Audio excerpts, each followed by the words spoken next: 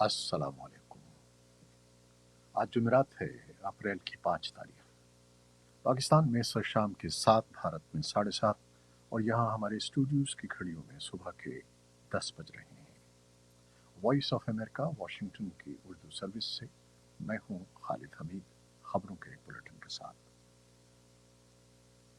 برطانیہ کی high commissioner Jane Marriott نے اسلام آباد میں وفاقی وزیر داخلہ محسن نقوی سے ملاقات کی ہے۔ اس ملاقات میں دونوں رہنماؤں کے درمیان دو طرفہ سیکیورٹی تعاون اور باہمی دلچسپی کے امور پر تبادلہ خیال کیا گیا۔ وزارت داخلہ میں ہونے والی ملاقات کے دوران پاکستان اور انگلینڈ کے درمیان کرکٹ سیریز پر بھی گفتگو ہوئی ہے۔ وزیر داخلہ کے دفتر سے جاری ایک بیان کے مطابق ملاقات میں دونوں ممالک کے درمیان مختلف شعبوں میں تعلقات مزید مستحکم بنانے پر اتفاق ہوا ہے۔ وزیر داخلہ محسن نقوی کا کہنا تھا کہ پاکستان اور برطانیہ کے تاریخی تعلقات کی اہمیت مسلمہ ہے اور پاکستان مختلف شعبوں میں برطانیہ کے تعاون کو قدر کی نگاہ سے دیکھتا ہے۔ پاکستان الیکشن کمیشن نے نومنتخب 37 سینیٹرز کی کامیابی کا نوٹیفیکیشن جاری کر دیا ہے۔ کمیشن کے مطابق پنجاب اور سندھ سے 12 نومنتخب سینیٹرز کامیاب ہوئے ہیں، جبکہ بلوچستان کے 11 اور اسلام آباد سے 2 نومنتخب سینیٹرز کی کامیابی کا نوٹیفیکیشن جاری کیا گیا ہے۔ بھارت نے برطانوی اخبار دی گارڈین کی اس رپورٹ کی سختی سے تردید کی ہے کہ اس نے دہشت گردوں کے خاتمے کے لیے پاکستان میں ٹارگٹ کلنگز کی ہیں۔ بھارتی وزارت خارجہ نے رپورٹ کو بے بنیاد اور بدنام کرنے والی قرار دے کر خارج کر دیا۔ اخبار نے وزیر خارجہ ایس جے شنکر کے اس بیان کا حوالہ دیا ہے جس میں انہوں نے کہا تھا کہ دوسرے ملکوں میں ٹارگٹ کلنگ بھارت کی خارجہ پالیسی کا حصہ نہیں ہے۔ وزارت خارجہ کی یہ تردید گارڈین کی اسی رپورٹ میں شامل ہے جس میں بھارت کی خفیہ agency research and analysis wing را پر الزام عائد کیا گیا ہے کہ اس نے ہدف بنا کر قتل کرنے کی 20 وارداتیں انجام دی ہیں۔ رپورٹ میں پاکستان سے حاصل شدہ ثبوتوں اور بھارت اور پاکستان کے انٹیلیجنس اہلکاروں کے انٹرویوز کا حوالہ دیا گیا ہے۔ پاکستان نے بھی بھارت پر اس قسم کے قتل کا الزام لگایا ہے، جبکہ کینیڈا کے وزیر اعظم نے ایک سکھ علیحدگی پسند رہنما کے قتل میں بھارت کے ملوث ہونے کا الزام عائد کیا تھا۔ امریکہ کا بھی کہنا ہے کہ ایک سکھ امریکی شہری کے قتل کی سازش میں بھارتی ایجنٹ ملوث ہے۔ بھارت ان تمام الزامات کی تردید کرتا ہے۔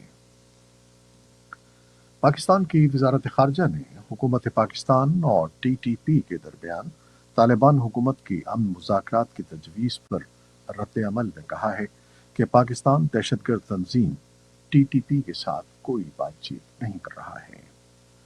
ممتاز زہرا بلوچ نے صحافیوں کو بتایا کہ پاکستان کے اندر دہشت گردی کے متعدد واقعات ہوئے ہیں جن کی سرپرستی ایسے افراد کر رہے ہیں جو اس وقت افغانستان میں مقیم ہیں، اور ہمیں توقع ہے کہ افغان حکام تمام دہشت گردوں کے خلاف فوری اور ضروری کارروائی کریں گے۔ انہوں نے پاکستان میں چینی انجینئرز پر حملے کے بارے میں کہا کہ اگر اس حملے کا افغانستان سے تعلق ثابت ہوا تو پاکستان اس معاملے کو طالبان کے ساتھ اٹھائے گا۔ امریکی وزارت خزانہ کی اقتصادی پالیسی کے لیے نائب وزیر ایرک وان نوسٹرینڈ نے نئی دہلی میں ایک تقریب کے دوران کہا ہے کہ امریکہ نے بھارت کو روسی تیل کی درآمدات میں کمی کرنے کو نہیں کہا ہے۔ امریکی وزارت خارجہ کے حکام اس ہفتے بھارت میں حکومتی عہدیداروں اور کاروباری رہنماؤں سے ملاقاتیں کر رہے ہیں تاکہ انسداد منی لانڈرنگ اور دہشت گردی کی مالی معاونت کا مقابلہ کرنے جیسے معاملات پر تبادلہ خیال کیا جا سکے۔ صدر جو بائیڈن نے اسرائیلی وزیر اعظم بنیامن نیتن یاہو کو انتباہ کیا ہے کہ اسرائیل کے بارے میں امریکی پالیسی کا انحصار غزہ میں شہریوں کے تحفظ پر ہے۔ امریکی فلاحی ادارے ورلڈ سینٹرل کچن کے ملازمین کی ہلاکت کے بعد اسرائیلی وزیر اعظم کو اپنی پہلی ٹیلی فون کال میں صدر بائیڈن نے غزہ میں فوری جنگ بندی کا مطالبہ کیا۔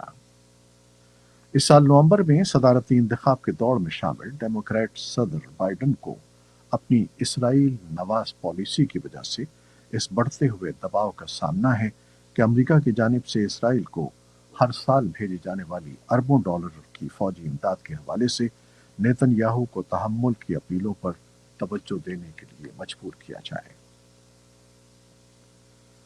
غزہ کی پٹی میں اس ہفتے کے شروع میں 7 امدادی کارکنوں کی ہلاکت کا باعث بننے والے فضائی حملوں کے سلسلے میں اسرائیلی ڈیفنس فورسز نے 2 افسران کو برطرف کرنے کا اعلان کیا ہے۔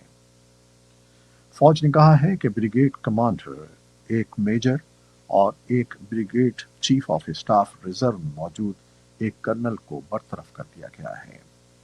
ایک بریگیڈ کمانڈر، ایک ڈویژن کمانڈر اور جنوبی کمان کے سربراہ سبھی کو سرزنش کی گئی ہے۔ آئی ڈی ایف کے بیان میں کہا گیا ہے کہ انچارج افسران نے بین الاقوامی فوڈ امدادی گروپ ورلڈ سینٹرل کچن سے وابستہ 3 امدادی گاڑیوں کی غلط شناخت کی۔ ان کا خیال تھا کہ ٹرک میں حماس کا ایک مسلح شخص چھپا ہوا ہے۔ رپورٹ میں کہا گیا ہے کہ تینوں گاڑیوں پر حملے کمانڈرز اور آئی ڈی ایف کے معیاری آپریٹنگ طریقہ کار کی سنگین خلاف ورزی کرتے ہوئے کیے گئے۔ اسرائیلی فوج کے ترجمان ڈینیل ہگاری نے کہا ہے کہ پیر کو غزہ میں اسرائیلی فضائی حملے میں ورلڈ سینٹرل کچن WCA کے امدادی کارکنوں کی ہلاکت کے بارے میں تفتیش کاروں کی رپورٹ تیار ہے۔ اس واقعے پر امریکہ اور اقوام متحدہ سمیت کئی عالمی اداروں اور ممالک نے تشویش کا اظہار کیا ہے۔ اقوام متحدہ کے مطابق اکتوبر سے اب تک غزہ میں کم از کم 196 انسانی حقوق کے کارکن مارے جا چکے ہیں۔ بھارتی وزارت خارجہ کے ترجمان رندھیر جیسوال نے نئی دہلی میں ہفتہ وار بریفنگ کے دوران کہا کہ بھارت نے اسرائیلی حکام پر زور دیا ہے کہ وہ وہاں کام کرنے والے بھارتی تارکین وطن ورکرز کی حفاظت کو سنجیدگی سے لیں۔ سن 2023 میں دونوں ممالک نے G2G معاہدے پر دستخط کیے تھے، جس کے تحت 42,000 بھارتیوں کو اسرائیل میں تعمیرات اور نرسنگ کے شعبوں میں کام کرنے کی اجازت دی گئی تھی۔ صدر جو بائیڈن آج جمعے کے روز بالٹیمور کا دورہ کر رہے ہیں۔ صدر پل کے حادثے کی جگہ پر جائیں گے اور مرنے والے 6 تعمیراتی کارکنوں کے اہل خانہ سے ملاقات کریں گے۔ ایک مال بردار جہاز 26 مارچ کو فرانسس اسکاٹ کے برج سے ٹکرا گیا تھا۔ اس جہاز کو بندرگاہ میں بھیج دیا گیا ہے اور ملبے کو ہٹانے اور شپنگ چینل کے ذریعے ٹریفک کو بحال کرنے کا کام جاری ہے۔ ریاست میری لینڈ کے مطابق اس حادثے کے بعد سے زیادہ تر ٹریفک معطل ہے، حالانکہ متاثرہ علاقے کے باہر کچھ ٹرمینل آپریشن دوبارہ شروع ہو گئے ہیں۔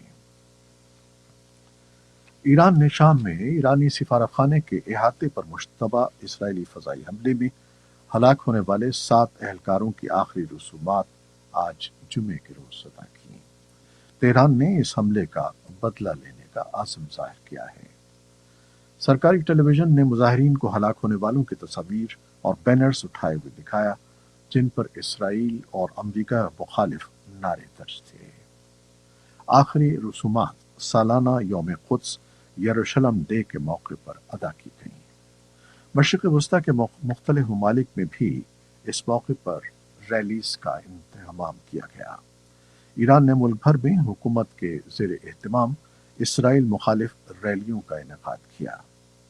ایرانی میڈیا کے مطابق فلسطینی عسکریت پسند گروپ اسلامی جہاد کے سربراہ زیاد النہالہ نے تہران میں ہونے والی ریلی میں شرکت کی۔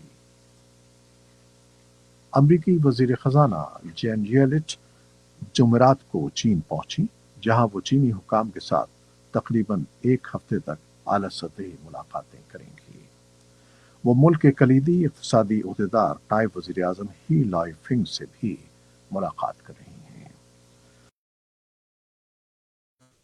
سے امریکہ میں سستی چینی مصنوعات پر توجہ مرکوز کی جائے گی، ان میں خاص طور پر چین کی بھاری سبسڈی والے کلین انرجی سامان کے بارے میں بھی بات ہوگی۔ ییلن چین کے جنوبی अपने दौरे का आगाज कर रही हैं, जिसके बाद वो बीजिंग जाएंगी। येलेन का चीन का ये दूसरा दौरा है।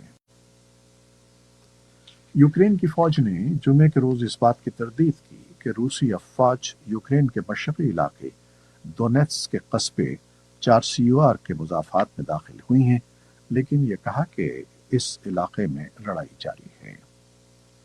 यूक्रेन की मशरकी कमान के तर्जुमान आंद्रे जादोब्ने ने रॉयटर्स को बताया कि वहां सूरत हाल बहुत दुश्वार है।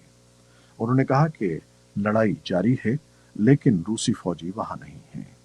उनका कहना है कि रूसी रिपोर्ट्स पर यकीन न करें। रूस की RIA खबर रसां एजेंसी ने इससे कबल मुकर्रर करदा इलाकाई सरबराह के एक मुशीर का हवाला देते हुए कहा था कि रूसी अफवाज चारसीवार के मुजाफाती इलाके में मौजूद हैं। रूस के सदर व्लादिमीर पुतिन ने टेलीविजन पर नश्र होने वाले एक खिताब में कहा है कि रूस इस्लामी बुनियाद परस्तों का हदफ नहीं बन सकता, क्योंकि बकौल उनके रूस एक ऐसा मुल्क है जो बैनुल मज़ाहिब हम आहंगी और बैनुल नस्ली इत्तेहाद की एक मुनफरिद मिसाल का मुज़ाहरा करता है। लॉन्सेट की जुमे को शाया होने वाली एक रिपोर्ट के मुताबिक दुनिया में प्रोस्टेट कैंसर के नए केसेस की तादाद अगली 2 दहाइयों में दुगनी से ज्यादा हो जाएगी, क्योंकि अमीर मुल्कों की तरह गरीब ममालिक में भी इन केसेस की तादाद में इजाफा हो रहा है। तिब्बी जरीदे ने आबादी में होने वाली तब्दीलियों के मुताले की बुनियाद पर बताया है कि नताइज के मुताबिक प्रोस्टेट कैंसर की तादाद सन 2020 में 1.4 मिलियन थी, जो दुगनी होकर सन 2040 तक 2.9 मिलियन हो जाएगी। प्रोस्टेट कैंसर मर्दों में सबसे ज्यादा फैलने वाला कैंसर है। ये ज्यादातर 50 साल की उम्र के बाद होता है और मर्दों की उम्र बढ़ने के साथ साथ इसकी शरह में भी इजाफा हो जाता है। तहकीकारों ने यह भी कहा कि सेहत के हुक्काम को तरक्की पजीर ममालिक में इब्तदाई स्क्रीनिंग की हौसला अफजाई करना होगी, क्योंकि इस बीमारी की तशखीस इतनी देर में होती है कि फिर कोई इलाज मुअस्सर नहीं रहता। ये थी वो खबरें जो फेसबुक लाइव पर हमने आपके लिए पेश की। हमारी वेबसाइट, यूट्यूब और पॉडकास्ट पर ये बुलेटिन आपके लिए पोस्ट कर दिया जाता है। आप हमारे बुलेटिन को शेयर करते हैं और अपने कमेंट्स में अपनी बहुत ही मोहब्बतों का इजहार करते हैं, जिसके लिए हम आपके बेहद ममनून हैं। इन मोहब्बतों को जारी रखिएगा। न्यूज़ प्रोड्यूसर आयशा इरफान और न्यूज़ एडिटर बहजत जिलानी के साथ खालिद हमीद को इजाज़त दीजिएगा। अल्लाह।